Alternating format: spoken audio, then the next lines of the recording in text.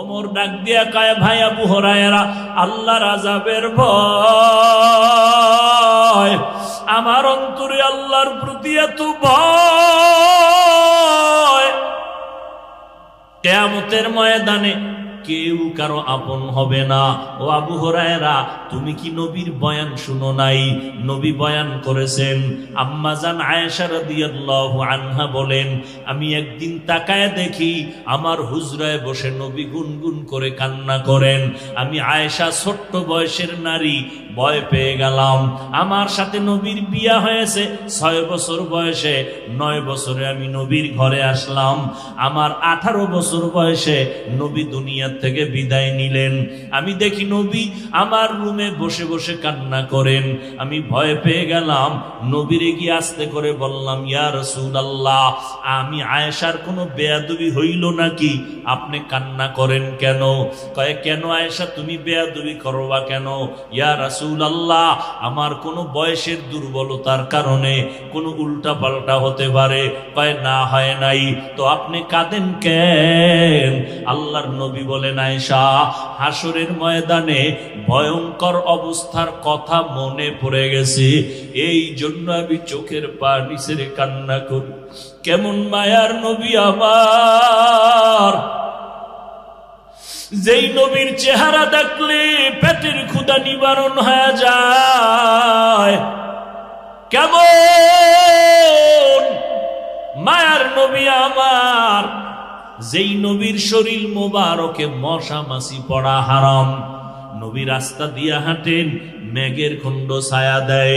আম্মা জান আয়েশা রাদিয়াল্লাহু আনহা বলেন, আমি নবীজির ঘাম বোতলের মধ্যে ভরে ভরে রাখতাম, আর বড় বড় অনুষ্ঠানে নবীর ঘাম আমরা আতর হিসাবে ব্যবহার করতাম।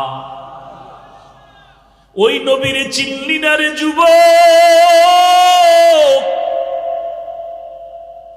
একটু যদি চিন্তা করতি, কেমন আমার মায়ার নবী 1500 বছর হয়ে গেল, কত বড় বড় বেঈমানেরা ওই নবীর আদর্শের বয়ান শুনে শুনে কালেমাওয়ালা মুসলমান হয়ে গেছে।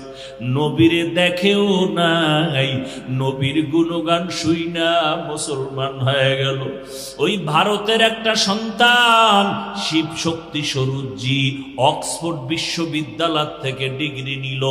এরপরে টাকার অভাব নাই, ধনবল জনবল সম্মানের অভাব নাই, কিন্তু আল্লাহর বান্দা এক সময় কালেমাওয়ালা মুসলমান হইয়া তার নামটা রাখছিল ইসলামুল হক।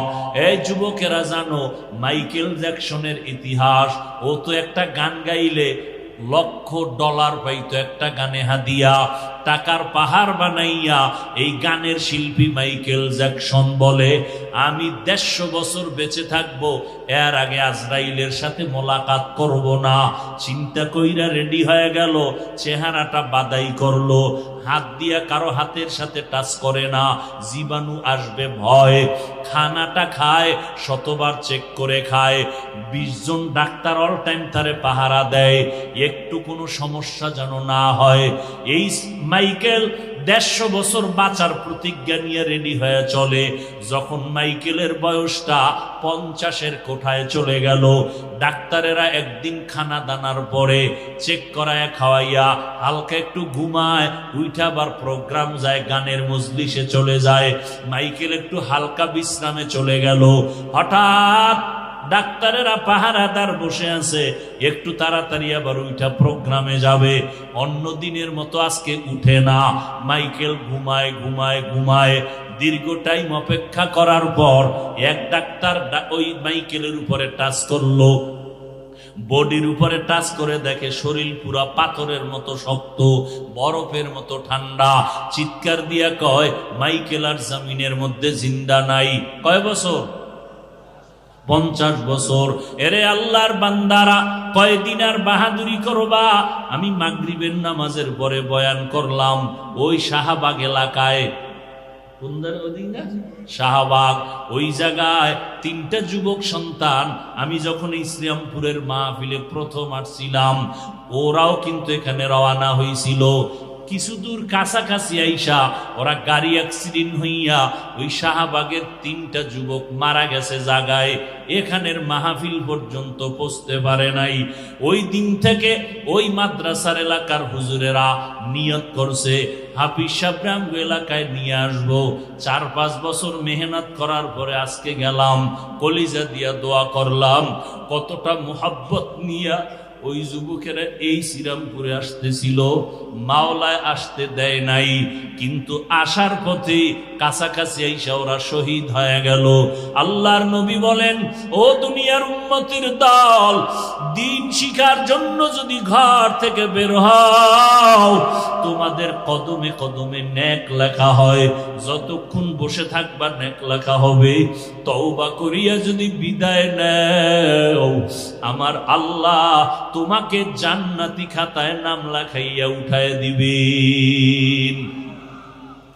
এরে নবীর উম্মতের দল, হযরত ওমর আবু হুরায়রাকে ডাক দিয়া কয়, জানো না হাসরের ময়দানের বয়ান নবী করেছেন কেমন?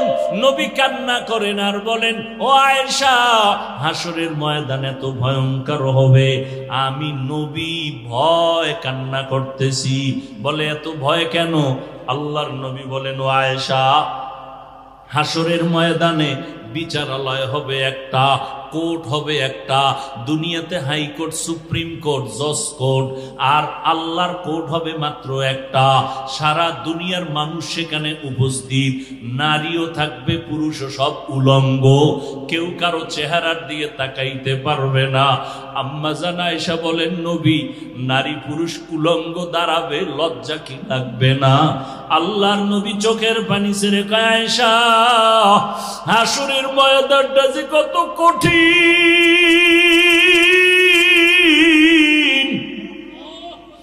একদিকে সূর্যের গরম, অপরদিকে জাহান্নামের আগুনের গরম, আর একদিকে আমার মাওলা পাকের কুদরতি রাগান্বিত আওয়াজ, লিমানিল মুলকুল ইয়াউম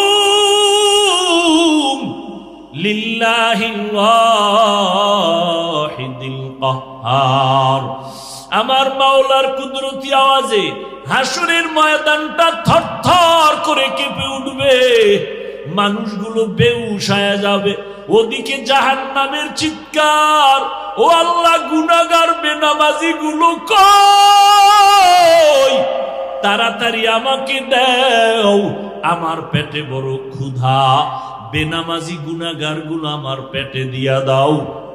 আল্লাহ বলবে, এ ফেরেশতারা, জাহান্নামের পিছনে ধইরা রাখ, সামনে যদি আসে আমি বিচার করতে পারবো না। 70,000 ফেরেশতারা 70,000 শিকল লাগাইয়া জাহান্নামের গলায় পেঁচাইয়া ধইরা রাখবে, ধইরা রাখতে পারে না।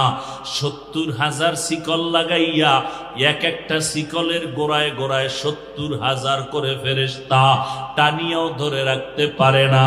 এমন একটা অবস্থা হবে হাসরের মাঠ। এরে আল্লাহর বান্দারা, বড় কঠিন হালাত হবে। ওই সময় আমার উম্মতেরা, নবী বলেন, পাগলের মতো দৌড়াবে। ঈসা নবীর কাছে যাবেন, নবী একটু সুপারিশ করবেননি, সূর্যের গরম সইতে পারি না, সূর্যের গরমে মাথার মগজগুলো টাস টাস করিয়া ফাটিয়া যাবে, পায়খানার রাস্তা দিয়া পেটের সব নারী বুড়িগুলো পড়তে থাকবে। মুসা নবী বলবে, আমি পারবো না। ঈসা নবী বলবে, আমি পারবো না। ইব্রাহিম নবী বলবে, আমি পারবো না। সবাই নিজের ব্যস্ত হয়ে যাবে, উম্মতের কথা ভুলিয়া কাঁদবেন আর বলবেন, আল্লাহ আমাকে বাঁচাও। মুসা নবী কাঁদবেন আর বলবেন, আল্লাহ আমারে বাঁচাও। ঈসা নবী কাঁদবেন আর বলবেন, আল্লাহ আমাকে বাঁচাও। উম্মতেরা পাগলের মতো দৌড়াবে। ওদিকে জাহান্নামের ধইরা রাখা যায় না, জাহান্নামের আওয়াজে হাসরের ময়দান কাঁপতে থাকবে। গুনাহগার গুলোকে আল্লাহ দেওয়ার ওয়াদা করেছেন। আল্লাহ পাক রব্বুল আলামিন জাহান্নামকে শিকল লাগানোর অর্ডার দিয়ে দিলেন, কিন্তু ধরে রাখা যায় না। নবী বলেন, এমন এক হালাত, জাহান্নামের আওয়াজ আমার উম্মতের দিকে যখন ধেয়ে আসবে আমি আর দেরি করব না, আমি সাথে সাথে সেজদায় পড়ে কান্না শুরু করব। ঈসা নবী কাঁদবেন, আমাকে বাঁচাও। মুসা নবী কাঁদবেন, আমাকে বাঁচাও। ইব্রাহিম নবী কাঁদবেন, আমাকে বাঁচাও। আর আমি মুহাম্মদ আমার মাওলার কাছে সিজদায় পড়ে কাঁদব। আমি আল্লাহ কি বলবো, আল্লাহ আমার উম্মতের বাঁচাও, আমার একটা উম্মত যেন জাহান্নামে না যায়। আল্লাহ আমার উম্মত গুলোরে বুঝি জাহান্নামে ধরে ফেলবে। ও আল্লাহ আমার উম্মতের বাঁচাও। আল্লাহ বলবে, নবী আপনি মাথা উঁচু করেন, কান্না করবেন না, আমি আপনার কান্না সহ্য করতে পারি না। নবী বলবেন আমি কান্না বন্ধ করব। ফেরেশতাকে আল্লাহ ডাইকা একটু পানি দিবেন নিজ হাতে। ফেরেশতা এই পানির অংশটা জাহান্নামের গায়ে ছিটাইয়া দাও। যখনই দিবে, যেই জাহান্নামের 70,000 শিকল দিয়া ধরে রাখতে পারে না, ওই জাহান্নামের একটু হালকা পানি দেওয়া মাত্র জাহান্নাম দ্রুত গতিতে পেছনে দৌড়াবে। এবার ফেরেশতারা বলবে, আল্লাহ এতক্ষণ ধইরা রাখতে পারি না শিকল লাগাইয়া, এখন তুমি কোন দরবারের কোন বরকতের পানি দিলা? এটা কি জমজমের পানি, নাকি কাউসারের পানি, না জমিনের কোন সমুদ্রের পানি, নাকি আবে হায়াতের পানি যে জাহান্নামের গায়ে দেওয়া মাত্র দৌড়াইয়া পিছনে ভাগে? আল্লাহ বলবেন, ও ফেরেশতা এটা জমজমের পানিও না, কাউসারের পানিও না, এই পানি আবে হায়াতের পানিও না। এইবার নবীর সামনে বলবে, ও ফেরেশতা এই পানি আমার মুহাম্মদের মুহাব্বতের উম্মতের চোখের পানি।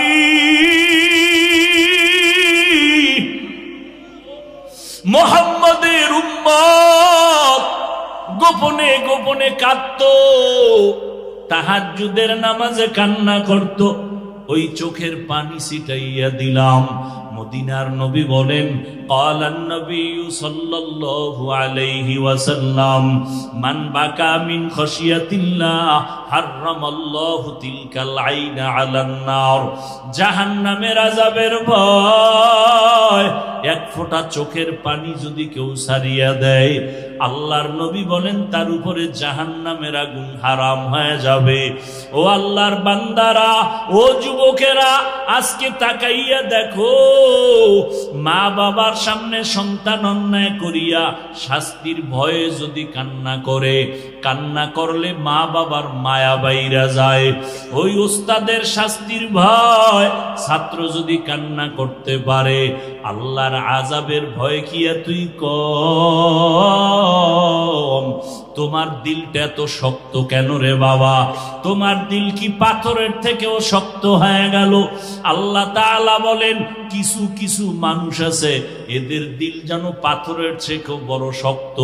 সুম্মা কাসাত কুলুবুকুম মিন বাদি যালিকা ফাহিয়া কাল হিজারা আও আশাদ্দু কাসওয়া ওয়া ইন্না মিনাল হিজারাতি লামা ইয়াতাফাজ্জারু মিনহুল আনহার ওয়া ইন্না মিনহা লামা ইয়াহবিতু মিনহা লামা ইয়াশাক্কাকু ফায়াখরুজু মিনহুল মা ওয়া ইন্না মিনহা লামা ইয়াহবিতু মিন খাশিয়াতিল্লাহ ওয়া মাল্লাহু বিগাফিলিন আম্মা তা'মালুন। ও সিলেটের মানুষ, তোমরা পাহাড়ের দিকে তাকাইয়া দেখো, আল্লাহর আযাবের ভয়ে কিছু কিছু পাথর আছে পানির নহর জারি করিয়া দিছে, এরা পানি দেয় না। আল্লাহর কোরআনের আয়াত কয় এরা কান্না করে করে নহর প্রবাহিত করেছে। আল্লাহর আযাবের ভয় এমন কিছু পাথর আছে টপকাইয়া টপকাইয়া টপকাইয়া পানি পড়ে, ওরা আল্লাহর ভয়ে কান্না করে, কোরআনের আয়াত। আবার কিছু পাথর আছে আল্লাহর ভয়ে কান্না না করলেও লাফায়, যেই পাথর দর্জনে দরিয়াও উঠানো যায় না, ওই পাথরটা দেখবা আজকে এক জায়গায়, কালকে আর এক জায়গায়। পাহাড়ের চূড়ায় ছিল, এখন নিচে, আবার অন্য সাইডে। এরা পাথরগুলো মাওলার ভয়ে লাফালাফি করে চিৎকার দেয়। কিন্তু চিৎকারের আওয়াজ আমরা শুনতে পারি না। আজকে তুমি প্রশ্ন করো, কোরআনের বয়ানে বৈশা আল্লাহওয়ালাদের বয়ানে মানুষ কেন চিৎকার দেয়?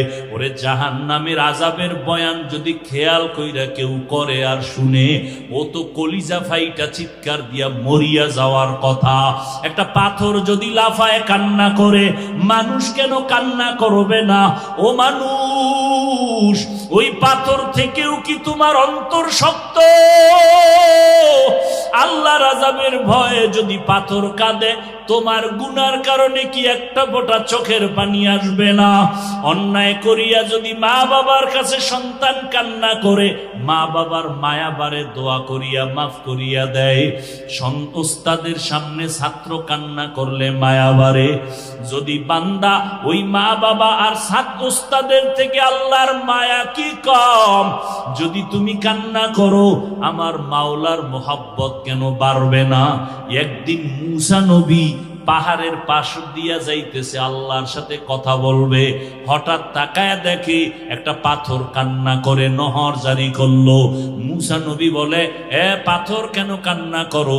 পাথর বলে, নবী মূসা, আল্লাহ বলছেন পাথর দিয়ে নাকি জাহান্নামের আগুন জ্বালানো হবে, এই ভয়ে কান্না করি। আল্লাহকে একটু জিজ্ঞাসা করবেন, আমারে আমার মাওলায় মাফ করবেনি? মূসা নবী আল্লাহর কাছে চলে গেলেন, কথা বললেন উপত্যকায় বসিয়া। এরপরে বিদায় হচ্ছেন, আল্লাহ নিজে বলেন, ও মূসা, পাথরের কথা কি তুমি ভুলিয়া গেছো? হ্যাঁ আল্লাহ, ভুলে গেছি। যাও, পাথরের যাওয়ার বেলায় বইলা দিও আমি পাথরের মাফ করে দিয়েছি। মূসা নবী যাওয়ার বেলায় পাথরের ডাক দিয়া কয়, পাথর আর কান্না করিস না, আল্লাহ তোকে মাফ করে দিয়েছেন। পাথরকে এই কথা বলে মূসা নবী চলে গেলেন। কিছুদিন পর ওই পথ দিয়ে আবার রওয়ানা। হঠাৎ নজর করে দেখে ওই পাথর আজও কান্না করে বন্ধ করে নাই। আল্লাহর নবী মূসা বলে, এই পাথর, এতদিন তো কান্না করেছিলি জাহান্নামের আযাবের ভয়ে, আল্লাহ তো মাফ করে দিয়েছেন, এখন কেন কান্না করো? পাথর ডাক দিয়া কয়, নবী মূসা, এতদিন আমি কান্না করার পর আমি বুঝতে পেরেছি আমার মাওলার কাছে কান্না বড় মায়ার, বড় প্রিয়। এতদিন আমি কান্না করে বুঝলাম আল্লাহ কান্না পছন্দ করেন, এই জন্য আমি এতদিন কাঁদছি জাহান্নামের ভয়। এখন আমি কান্না করি আল্লাহর মোহাব্বত বাড়ানোর জন্য। ওমরে ফারুক কান্না করে, ভাই আবু হুরায়রা, হাসরের ময়দানে আল্লাহর সামনে কেউ কথা বলার সাহস হবে না। ওই সময় জাহান্নামের আওয়াজ, মানুষগুলো পাগলের মতো হয়ে যাবে। আল্লাহ যদি ঘোষণা করে সব মানুষ জান্নাতে যাবে, একজন মানুষ জাহান্নামী হবে, আমি ওমর ভয় পাইতেছি ওই জাহান্নামী আসামিটা আমি ওমর হয়ে যাই কিনা, এই ভয়ে কান্না করতেছি। ও আল্লাহর বান্দারা, ও যুবক, পর্দার আড়ালের মা বোনেরা, ও বৃদ্ধ বাবাজিরা, আমি এতক্ষণ আপনাদেরকে যে কথাগুলো শুনাইলাম, আমি কিন্তু একবারও বলি নাই আমার মতো পাঁচকুল্লি টুপি সবাই মাথায় দাও, না হয় গুনাহ হবে। একবারও বলি নাই, বলবো না। আমি কওমি মাদ্রাসায় পড়েছি, একবারও বলি নাই কওমিতে না পড়লে তুমি জাহান্নামী, বলি নাই, বলবো না। আমি তাবলিগের লাইনের সন্তান, একবারও কিন্তু আমার কলিজার একটা যুবকেরও বলি নাই তাবলিগ যদি না করো জাহান্নামে যাইবা। আমি আহলে হক পীর মাশায়েখের লাইনের সন্তান, একবারও কিন্তু বলি নাই পীরের কাছে না গেলে তুমি জাহান্নামে যাইবা। তাহলে আমি কি বললাম?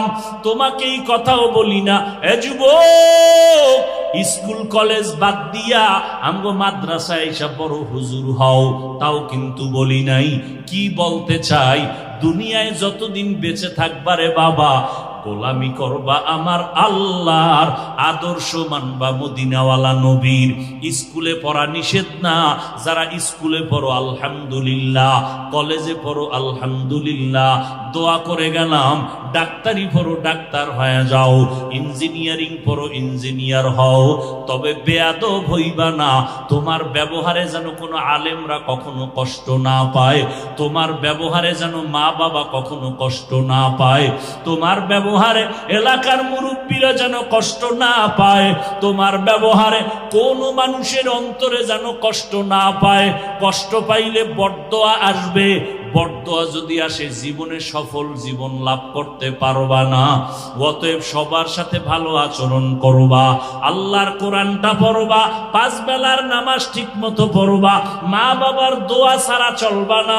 মা বাবার দোয়া ছাড়া আমিও চেয়ারে বসতে পারি নাই, মা বাবার দোয়া ছাড়া তুমিও পরীক্ষায় পাশ করো নাই। ওই মা বাবার দোয়া নিও, আলেম ওলামা পাইলে দোয়া চাইও, পরামর্শ নিয়ে চলিও রে বাবা। তোমার মতো যুবক জীবনে মাদ্রাসায় পড়ে নাই, স্কুল কলেজে পড়িয়া 5 ওয়াক্ত নামাজি আছে না নাই? তুমি কেন পারবা না? এখন থেকে তৈরি হয়ে যাও, আল্লাহর ভয় অন্তরে জমা করো, স্কুলে পড়ো কলেজে পড়ো, মনেরে বুঝাও, ও মন, আমার মতো যুবক স্কুল কলেজে পড়িয়েও যদি নামাজ পড়ে আমি কেন পারবো না? আমার মতো যুবক যদি র্যাব আর্মি পুলিশ বিডিআর এর চাকরি করে নামাজ পড়ে আমি কেন পারবো না? আজকে থেকে তৈরি হয়ে যাও, আর নামাজ ছাড়বা না, বেপরদায় চলবা না, দাড়ি কাটবা না, মা বাবারে কষ্ট দিবা না, ওলামায়ে কেরামের বিরোধিতা করে গুনাহগার হবা না, দেশের বিরুদ্ধে জাতির বিরুদ্ধে ষড়যন্ত্রে লিপ্ত হবা না। যেখানেই থাকো নবীর তরিকা সুন্নত অনুযায়ী চলবা, জবানকে কন্ট্রোল করবা, হাত আর চোখ কন্ট্রোল করবা, অন্তরের কল্পনার গুনাহ থেকে নিজেকে হেফাজত করবা। তবে এটাও সত্য কথা, সবার নসিবে তওবা নসিব হবে না। কেউ তওবার নিয়ত করে বসবে, তওবা করিয়েই যাবে। কারণ আবু জাহাল নবীরে 13টা বছর দেখলো, বয়ান শুনলো, কালেমা পড়লো না। আর ওমরের মতো বান্দা নবীর গর্দান কাটতে আসিয়া মুসলমান হয়ে গেল। এই জমিনে কিছু মানুষ ওই আবু জাহালের মতো শক্ত অন্তরওয়ালা, এরা হাজারো বয়ান শুনবে, চোখে পানি আসবে না, মোনাজাতে কান্না করবে না, তওবার নিয়ত করবে না, ময়দানের বাইরে যাইয়া বিভিন্ন মন্তব্য করে আরো গুনার পাল্লা বাড়ি করবে।